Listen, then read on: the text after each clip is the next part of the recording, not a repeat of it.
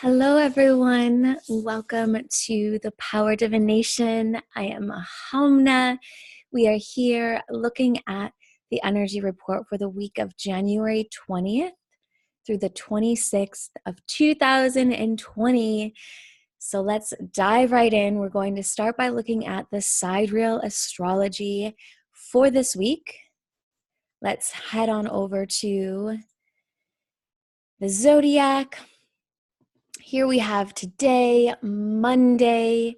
We see the S where we're looking at the sidereal. Remember, for all of those who are new to this report, the sidereal astrology is the absolute precision of where the zodiac, the planets are at in relationship to the earth today. So if you took your Starfinder app out and pointed it up to the sun, you would see that the sun has just moved into Capricorn. 4 degrees of Capricorn. We just moved out of Sagittarius and now we are into Capricorn. So let's look at what we have going on here. Now, we are back into, last week we talked about Pluto and Saturn conjunction. We got a little bit of a break, about a 1 to 2 degree break from that over the last few days. And now we're back, 28 degrees of Sagittarius. We are looking at Pluto and Saturn conjunct again. They will stay holding hands like this until the end of the week when Saturn moves to 29 degrees of Sagittarius over the weekend. This energy is going to continue to be with us until mid-March, when Saturn will finally be out of holding hands position, which means that they're within 3 degrees of each other. Within 3 degrees of each other is like basically conjunct to each other, right? It might not be the full effect of being exactly at 28 on 28. That being said, 29 degrees is not too much further away from 28, right? So mid-March is when we're really going to come out of the energy of what this Saturn and Pluto conjunction is all about. And it will ease up continually through March. And when we get back to September 2020 is when Saturn's retrograde will bring Saturn all the way back to being holding hands with Pluto. It won't be an exact conjunction, meaning it won't be the same degree. That being said, at the end of September, September 29th, when Saturn turns direct, after its retrograde that begins in May, we will see Saturn within 3 degrees of Pluto again. So how this works is when we're working with these powerful agents of change and transformation, what is being revealed to us now in this phase that really began at the beginning of this month into December a bit, when they started to come really close together, last week being the first full conjunction. Again, we're back in another full conjunction today, tomorrow, all the way through Saturday of this week. So what that means is everything that is being revealed to us now, everything that we are learning through this Saturn-Pluto conjunction, in order to create more structure and order through the revelation of truth. And through this truth, we can create very clear plans for ourselves moving forward. So everything that's being revealed to us right now, that might be coming through in ways that are challenging or restrictive or feeling like it's like, pressuring us to make these really big changes. It might be feeling like fear or survival instincts start kicking in, things like that. Whatever is coming up right now, once we start easing out of this energy, we're being asked to make some pretty big changes and pretty big transformations right now in our lives. And then as Saturn moves further away from Pluto, we start to integrate. And then in September, when Saturn and Pluto come back together, it's essentially the universe saying, did we learn the lessons? Did we let the transformation happen? Who have we become? Did we hold on to and embody the changes that we were asked to step into in the first quarter of the year? If the answer is yes, then in September we move forward and we keep stabilizing all the changes that we've made? If the answer was no, then September will likely be a very challenging time to ensure that we release all that is to go and realize all that there is to realize, as we won't see this passing again for another 34 plus years. So these teachers, Pluto and Saturn, need to ensure that we have got the message before Saturn moves direct end of September. And we won't see these teachers together again for a while. And for some of us who are older, say 70s plus, might not actually see this transit, this conjunction again in their lifetime. So it's a very important time this year to really ensure we're making these big changes. Now, if we look down to Uranus here in the second house of Aries, we see that Uranus is energizing, and I like to use the word energizing when we're talking about any way that the planets are coming in and either creating conjunctions with each other, creating squares or trines, and all the other ways that the planets aspect each other. Now, we look at red as being constriction, right? They're constricting each other. They're creating tension. And remember, tension, if you've been following along, we went through a cross of tension a few weeks back. Tension is not bad or wrong. Tension is the fine tuning of the strings on the instrument that allows that harp to play the most beautiful angelic music that we've ever heard, right? So the red creates this tension that gives us the natural friction that we need in order to move forward, whereas blue creates more of an expansion and acceleration, right? So Uranus here in the second house of Aries is creating a tension with the sun, with Saturn, with Pluto. Now, the way that Uranus is energizing these planets, you might be feeling this burning passion within you for freedom at any cost. And if your freedom is being pressured right now through survival thoughts, that is Uranus working with these agents of transformation to help you see your blind sides. Where are you not rooted and grounded in a way that allows you to truly be free? Freedom, sovereignty, Uranus. Now, given that Uranus is in the second house of Aries, this is likely going to show up financially. Where are you not being fully in integrity with your financial situation and with money as an energy? Are you in fear, scarcity, survival? As these are not spaces that will allow you to even see your financial situation clearly right now, and are huge blocks to your own personal sovereignty, which is what this energy of Uranus in Aries wants us to create now. And it is being activated by what we'll call the tough parent, right? We have the good cop, bad cop, the tough parent and the lenient parent. And Pluto and Saturn, they're the tough parents. They make sure we follow the rules and create the structures and orders to go through the big changes. So what this energy is coming up is to ensure that we set up clear order and structure to find financial freedom this year, financial sovereignty this year, which is what Uranus in Aries in the second house is really ensuring and ushering us and supporting us to tap into.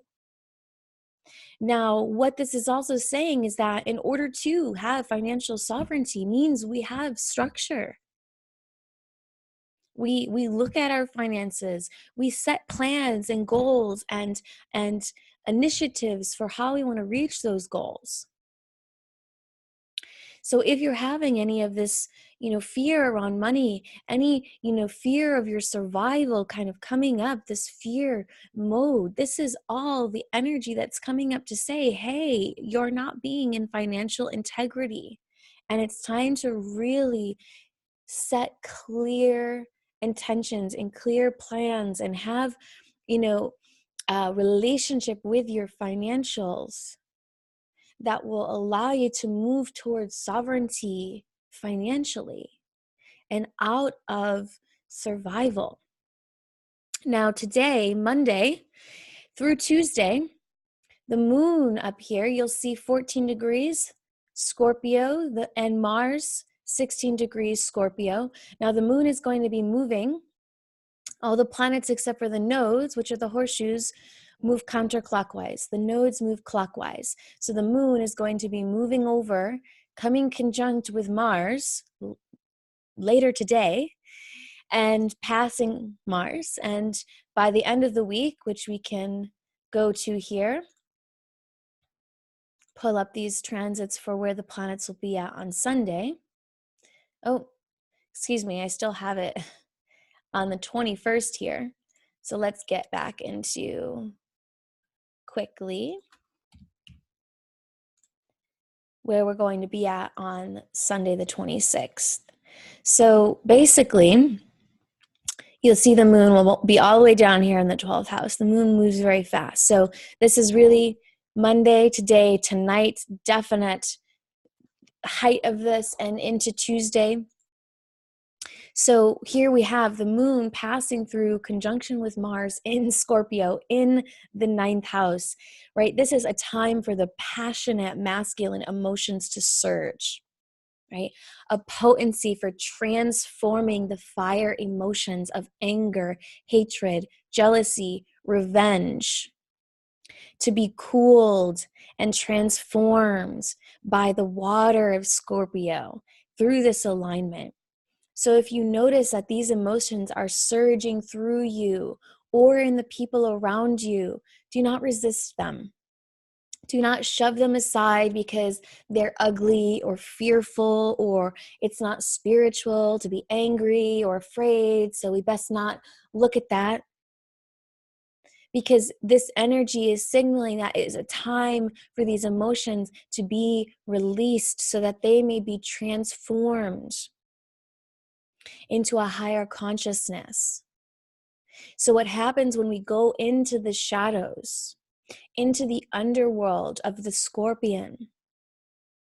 We bring consciousness into the underworld, and through that, we awaken more consciousness. We expand our consciousness. We tap into a higher consciousness through actually going into these painful, challenging dynamics.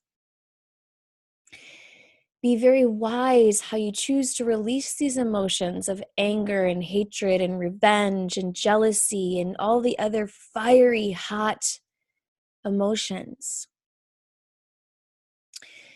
Because these emotions can leave damage in their wake if not done intentionally through proper emotional release practices. If you don't have proper emotional release practices, reach out to someone who does to support you if you notice this begins to surge for you. The worst thing that we can do during this time is to project that emotion onto another. This is how wars get started. Or to internalize this emotion within ourselves, because this is how cancers and diseases get started. So reach out to people who can support you emotionally if you don't have proper tools. If you need proper tools, get online, look at emotional freedom technique, look at the emotional code. Look at various different ways of helping you to release your emotions without projecting them or internalizing them, because they are ready to be transformed and for the higher consciousness that is within them to be realized by you, for you, and for us all. Now, there's one more aspect we're going to talk about here in the zodiac right now. We have Neptune on the ascendant. Today, Monday, we're at 21 degrees. The ascendant's at 22 degrees of Aquarius. Now, with this energy, this week, it can put us into a little bit of a dreamy space where we either are fantasizing a lot or are not fully grounded in this world, especially since this is in Aquarius. It is a great energy for spiritual pursuits. Only with all the grounded, tangible restriction that we've spoke about with Saturn and Pluto and Uranus and Aries, the second house, this is demanding us to get grounded, to get structured, to get organized. And then we have Neptune on the ascendant of Aquarius. That's like, but that's like so restrictive and there's too many demands, and it's easier to just check out into the spirit bodies than to be here now. And it can feel like being stuck between the harsh reality of the material world and the dreamy, ethereal reality of the spirit world, which can be very confusing and challenging. This energy can also bring up feelings of hypersensitivity to the world, to feeling strange or different than usual, because this energy makes the veil between the worlds of spirit and matter very, very thin. Which means that we are more sensitive to the energetic world, to the astral plane, and we are more able to communicate with these worlds as well. And we'll see as we move into the latter part of the week in our human design, which we'll switch to here in a moment, that it's a really great time to be turning inwards into our spiritual endeavors. So let us make that shift now into the human design and take a look at what's going on today through Sunday. All right, here we are, Monday, today. Now, if you watched last week's Power Divination, you will realize that we are still in the right angle cross of laws today. That began last week on Friday. So with us being still in this energy, this cross of laws, it's still a good time to be continuing the work you may have been doing on creating structures and order in your life over the weekend. I know that I was at a business training all weekend, doing a lot of structure, a lot of order, organizing, a lot of future vision planning, which is all really great stuff to be doing in the cross of laws. So today, Monday, is, a good time to start wrapping that up, making any final plans. Or if you, didn't take advantage of this energy over the weekend, then today is a really great time to be creating that clear plan for your year in business, or your year in life, or your year in your relationship. Whatever big things that you have on your agenda for this year, the cross of laws is a really great time to be creating the platform, the structure, the order, the organization, the outline for how you're going to meet those big goals. Now, Monday, we're still in generator energy. On Tuesday, we shift. We get our first shift out of generator energy in a few weeks. So we are going to be in projector energy a lot of this week. Now, Tuesday is a breath of fresh air. We get one day of this cross of distraction energy. And we also get this break from the generator energy that we've been in all week, well, for the last couple of weeks now. So for those of you who are my non-energy types, my manifestors, my projectors, my reflectors, you might finally feel like you can take a break this week.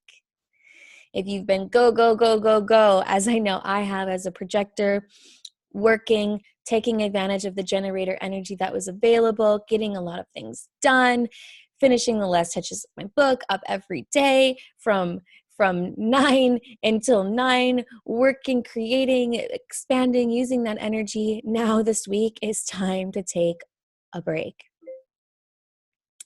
Now, with this energy, the cross of distraction, it is very easy to be distracted. And since this is cosmic energy for the whole, I would say this energy is showing up differently than if you were necessarily born into this cross, whereas this was your incarnation cross for this life.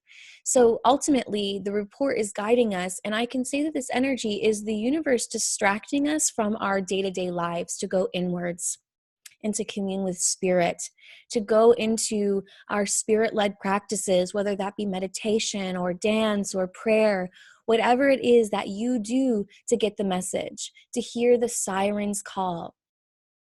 Be sure to create space for the distraction, to hear the call of spirit. Otherwise, you might spend your whole day distracted and get nothing done. If you try to resist and to get work done and nothing seems to be going anywhere, it's because you have not sat down and let the universe move through you to deliver you the truth it is ready for you to hear.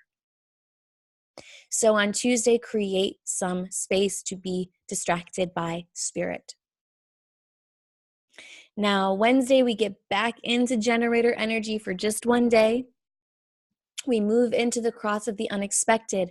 We will be navigating this cross Thursday, when we shift into projector energy for the rest of the week. Friday, Saturday.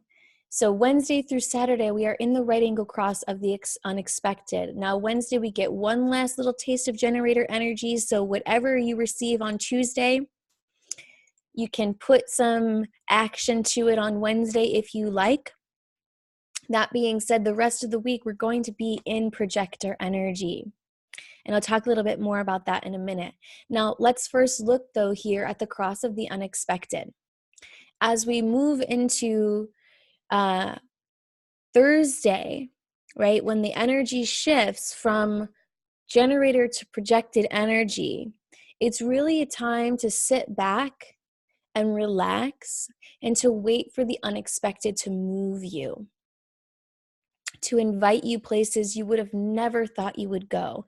Now, with that Neptune ascendant alignment that we talked about in the zodiac, this might be places that you go to in other worlds, not leaving the comfort of your own home to go on epic cosmic journeys. Or it might be literal physical invitations to go somewhere, to meet someone, to do something. Whatever it is, this is not a good time to be working or focused or structured, even though that Saturn-Pluto energy really wants us to be. It's a good time to be in the flow, to expect several twists and turns to happen and potentially a lot of disarray. The best way to navigate this energy is to just be easy, be free, leave space open in your schedule to be surprised by the universe and the invitations that you receive during this time. If you're not receiving invitations during this time, it's because you're to be going inwards, to be internally investigating what it's going to take for you to become sovereign and free, financially independent, what it's going to take for you to be more deeply devoted to your purpose and to your path here in this life. So if the invitations are not coming in, it's because this energy is saying you have been so busy the last few weeks. It's time to rest, to go in, to integrate, to investigate, to contemplate, to learn, to create in a space of ease and flow. Because this energy wants us to squeeze the most out of life, the beauty, the joy, the fun. So create space in your schedule to be moved and invited, or to spend a day in self-care, in relaxation.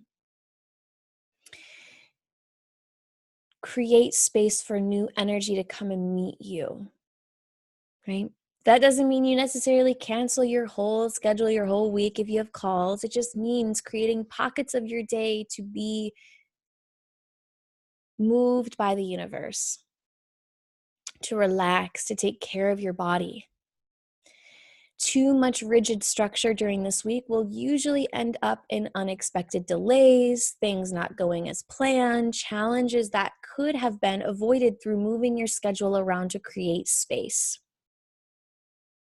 That is the theme right now, creating space. Now, Sunday, we move into still projector energy. That being said, we move into the cross of the alpha. Now, what we also are doing, if we go back to Monday, and if you watched last week's Power Divination, you saw that we have been really, for the last several weeks, wide open in the upper centers and really energized through the lower physical centers in the body graph. So Sunday is going to be the first time in weeks that we are having definition to the crown in the Ajna center, which means that things might be getting a little bit clearer, finally, in this cross of the alpha. Now, with this cross, this is a very strong leadership energy, and it's an energy of imagination, of being able to see multiple possibilities. So if you've been in a space of things not being clear, not being able to see the picture of what's wanting to emerge for you throughout this year, then you might be able to start tapping into clarity through your imagination, through seeing the multiple possibilities that are available, and how this energy can most serve you at this time, which is going to be Sunday into the beginning of next week, is through imagining the different possibilities that are available to you and allowing your heart and body to feel these possibilities, to signal to which are the most important for you to proceed with. So as you're imagining, instead of letting your mind decide, let your body respond. Speak out loud the imagination and tune into your body and to what your body responds to. Do you get chills or goosebumps or a heart thundering and pounding, or anxiousness in your stomach, right? These are all your body signaling to you what it resonates with and what it does not, what is important for you to follow through on and what is not.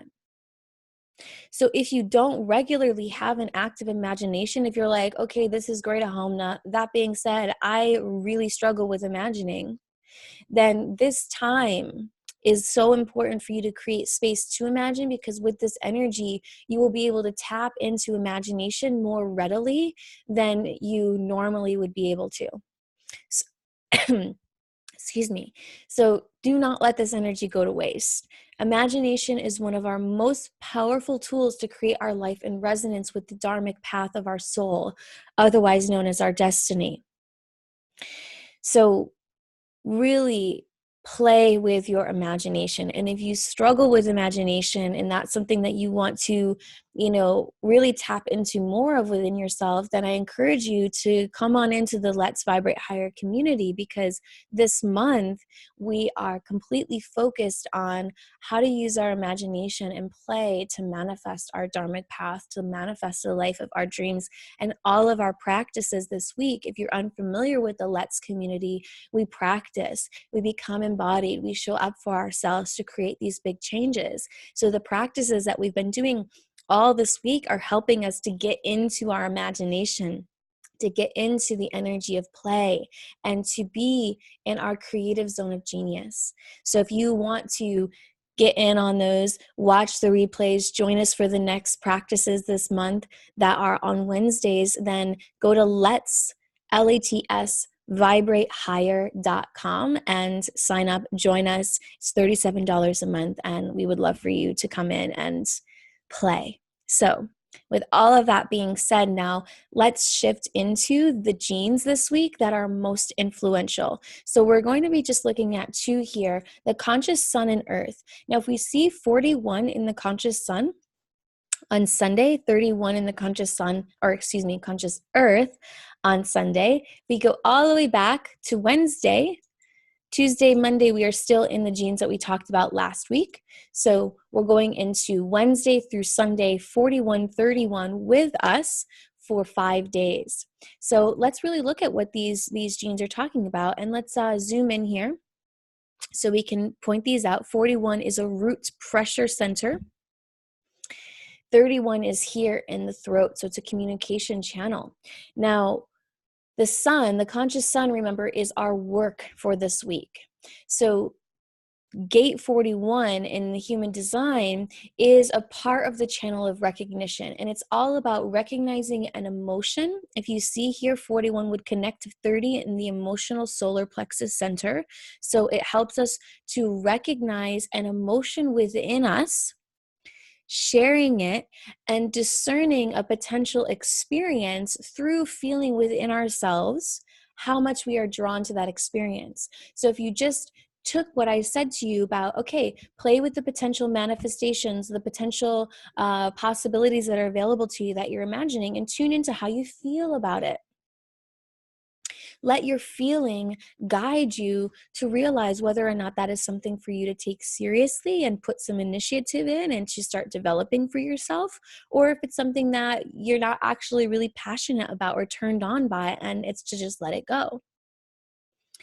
So it's through this gene through 41 that we really gain the wisdom of exploring all of the different types of feelings and which ones are really truly aligned for us to make our decisions through, and to recognize which ones show up in our body to signal to us that our body is really excited about the potential of creating something.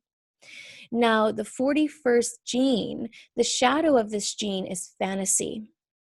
The gift is anticipation, and the siddhi is a state of emanation. Now, this gene is responsible for the wheel of samsara, which is the wheel of continuing to come back into our karmic relations until we finally spiral up into our dharma.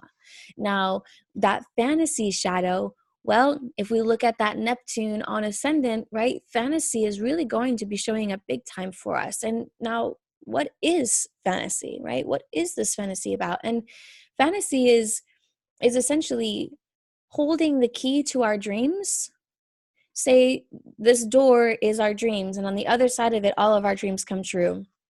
Fantasy is holding the key to that door and never turning the lock.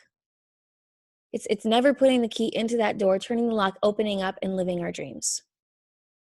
So fantasy ensures that we do not experience our dreams. It exerts its greatest power through the collective frequency of the planet. Fantasy right now is keeping the majority of humans shut off from their dreams. People dream of a better life, and they don't do anything about it to bring those dreams into reality. For whatever reason, fear is usually at the core of all the reasons, whether it's I don't know enough, or I don't have enough money, or I don't have enough time, or my family doesn't believe in me, or I don't live in the right place, or whatever the reason, all of it is fear. Because all of the shadows are governed by fear. So fantasy ensures that we do not experience our dreams. Ultimately, fantasy is the spark that lights the fuel of desire, which is the 30th gene key shadow. And when this spark of desire is lit, it's ultimately the need to satisfy this desire that keeps ourselves stuck in the wheel of samsara. Because of this gene shadow holds a deep ancestral weight in that it pressures humans to evolve or to run from the pain through desiring something to mask that pain. Through desiring sex or alcohol or drugs or clothes or gambling or people or experiences or jobs or whatever it is to help us to not face the pain that we are experiencing because we're not living our dreams. Because we are not living our purpose. Not living our purpose is the greatest pain that we will ever experience inside of our bodies. Fantasy keeps us locked in that pain. And because we're locked in that pain, it then triggers the 30th shadow of desire to desire an out from that pain. And it just keeps us in this loop of samsara. It just keeps us backpedaling instead of evolving. So ultimately, our work right now is pressuring humans to evolve. It is time to evolve.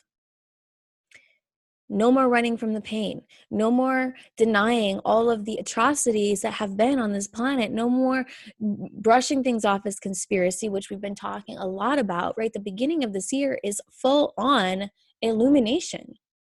It is time to reveal and to look at what has been kept in the dark. Now, the key for us to move into the gift, anticipation, is learning how to rest fully in the now moment, in the present.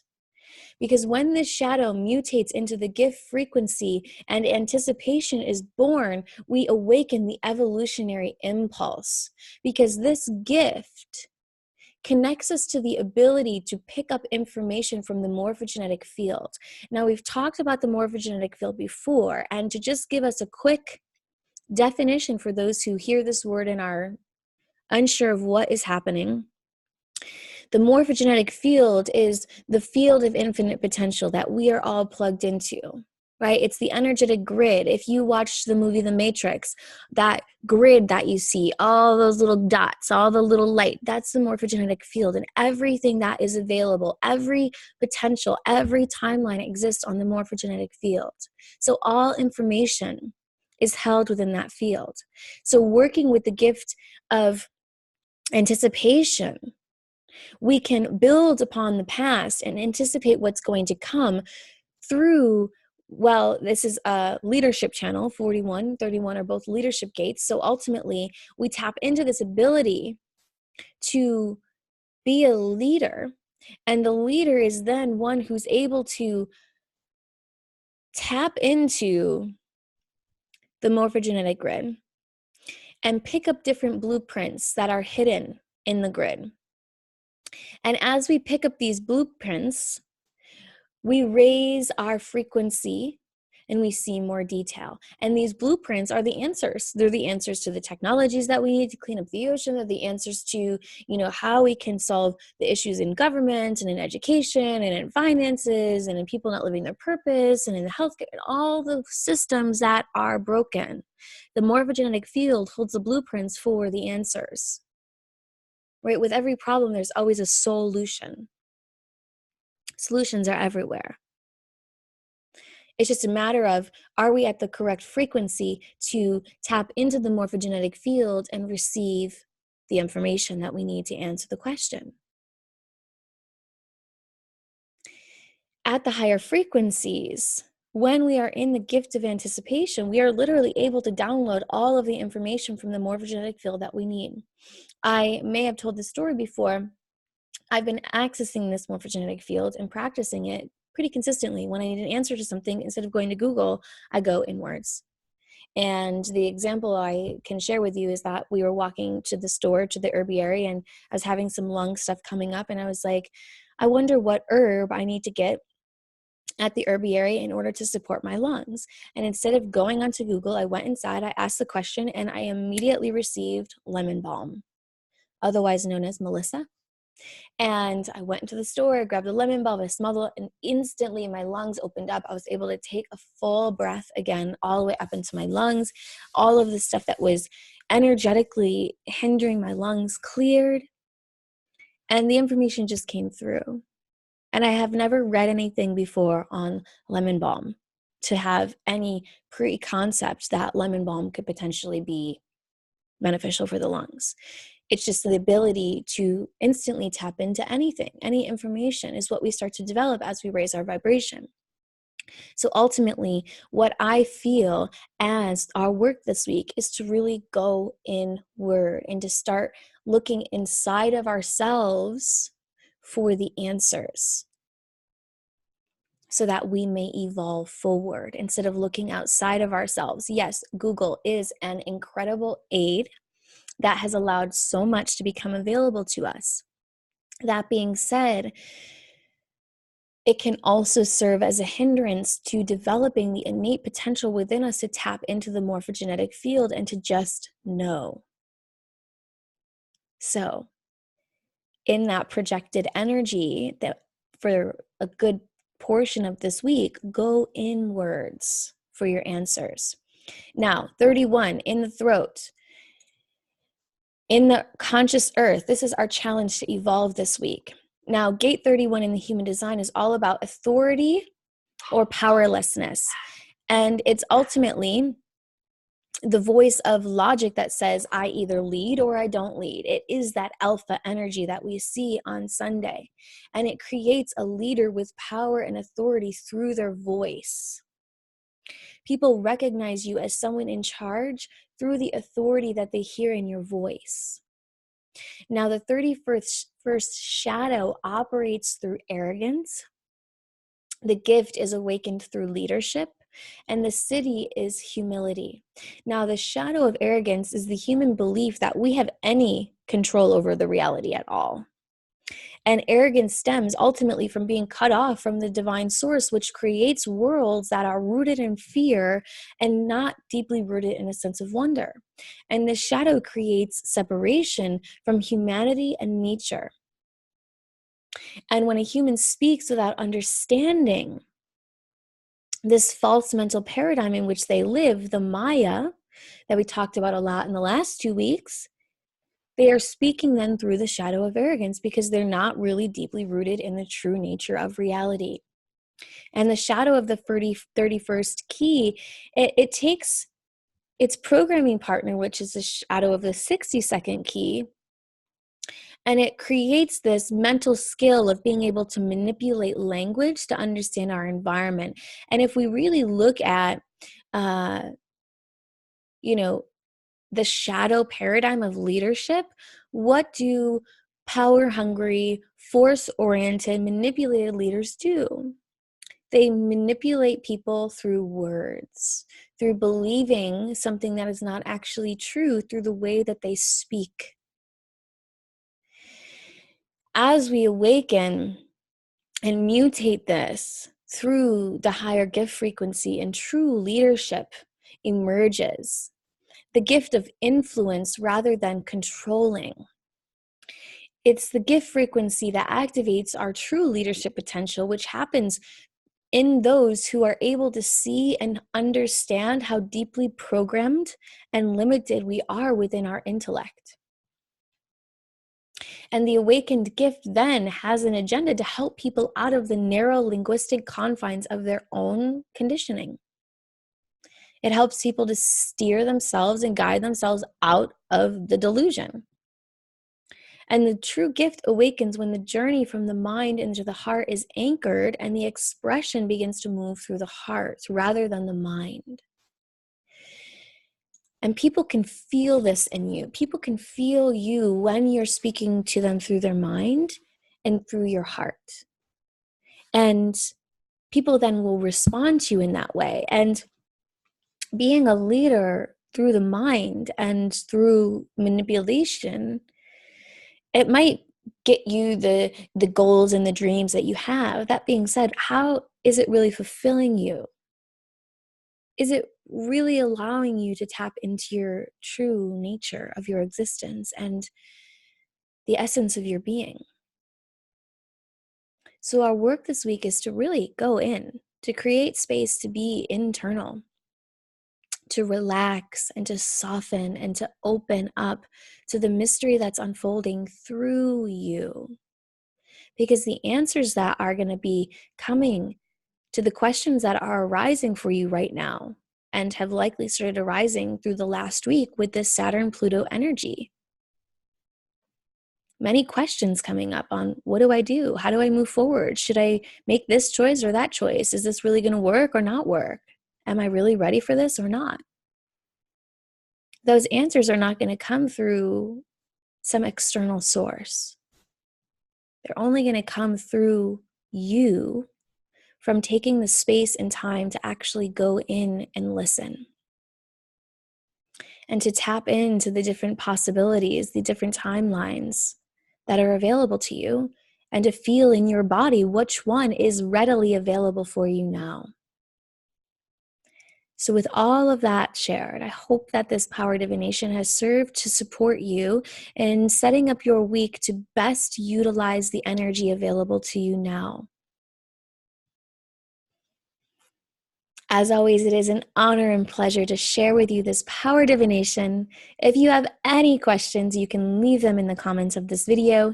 If you are new to the power divination and you have not yet subscribed, the power divination comes out every Monday, so be sure you are subscribed here on YouTube to be in the loop for all things supporting your highest alignment.